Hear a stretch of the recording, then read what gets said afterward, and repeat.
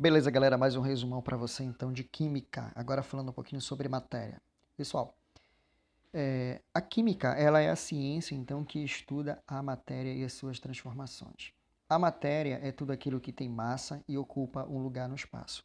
Para que a gente delimite então esse conceito de matéria, né?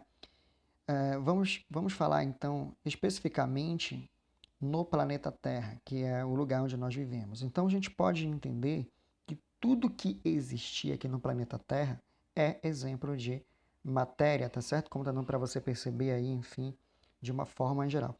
Isso tanto de uma forma grande ou pequena, ok? Bom, uma coisa básica, né, que muita gente pergunta é: o ar é matéria, né? Veja bem, uma forma de você provar que o ar é matéria, pessoal, é pegar uma seringa, logicamente vazia, colocar a sua mão, o dedo, a mão no êmbolo, né? O dedo na frente, logicamente sem uma agulha, né? E apertar. E aí vai chegar um momento que você não vai conseguir mais comprimir esse êmbolo. Por quê, galera? Porque dentro da seringa você tem o espaço preenchido exatamente pelo ar, as moléculas do ar atmosférico, tá certo? Assim, dessa forma você prova que sim, que o ar ele é matéria. Outra pergunta básica é se o ar tem peso. Você pode fazer algo parecido como está na ilustração. Vou pegar um cabide, dois balões, equilibrar ele, né? Estoura um e você vai ver que o outro vai distender. Então, logicamente que você vai perceber isso de uma forma melhor. Quanto maior for essa bexiga, maior for esse recipiente, mas sim, o ar ele tem peso. Vamos à frente. Pessoal, agora vamos falar sobre os estados físicos dessa matéria, que é o sólido, o líquido e o gasoso e as suas respectivas mudanças, né? Como você tem em cada um aí. Então, você tem de sólido para líquido a fusão, de líquido para gasoso a vaporização, de gasoso para líquido a condensação, de líquido para sólido solidificação e a passagem direta de sólido para gasoso a sublimação.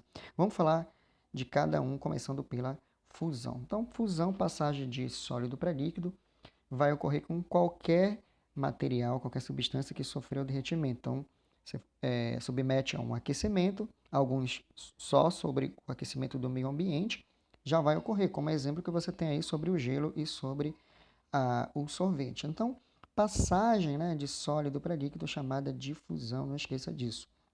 Essa volta, se você tem uma substância líquida e quer passar ela para sólido, então, e você conseguir fazer isso, você está provocando, você conseguiu, na verdade, fazer a chamada solidificação. Um grande exemplo é você colocar água em um recipiente e levar para um congelador ou para um freezer, correto?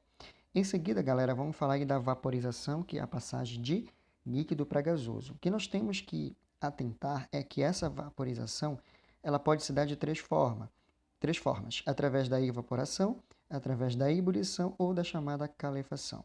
Vamos a cada uma delas então. O que vai diferir, antes de mais nada, pessoal, uma da outra, né, é o tempo que isso vai ocorrer e a fonte de calor aplicada nesse momento. Então, no caso da evaporação, ela é a passagem mais lenta que você tem de líquido para gasoso, tá certo? E a fonte utilizada é o calor do meio ambiente, né? A luz do sol, enfim.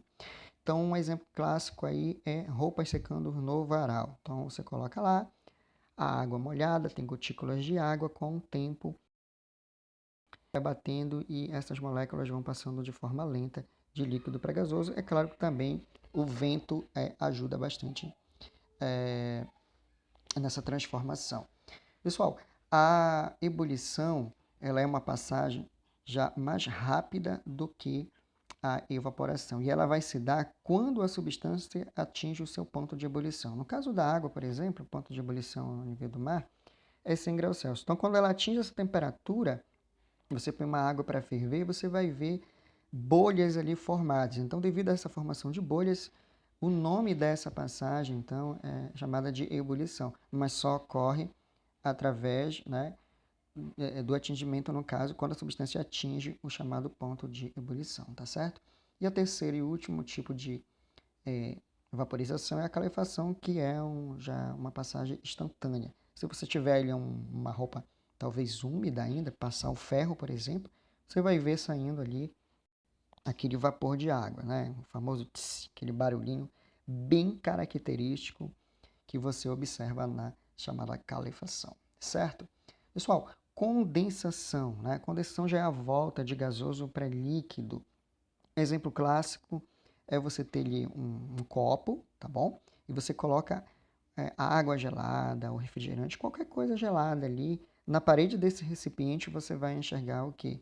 Escorrendo uma água. O copo está furado ali? Não, não. São as gotículas de água que estavam ali se debatendo no estado gasoso, que nós não enxergamos. Mas no momento agora que elas vão se debater ali, vão dar de encontro no recipiente que está frio, aí ela passa para o estado o quê? Líquido, tá bom? E por isso você escorre ali. Outro exemplo clássico que nós temos aí, as nuvens, né? A precipitação das nuvens e aí a condensação e a chuva, certo, galera?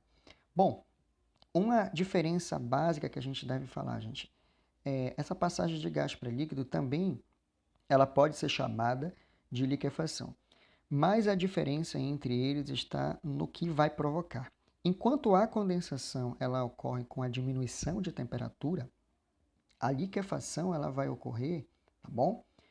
Com o aumento da pressão. Então você tem as moléculas de estado gasoso, você vai pressioná-las, elas vão ficando cada vez mais próximas e isso vai fazer com que elas passem para o estado líquido.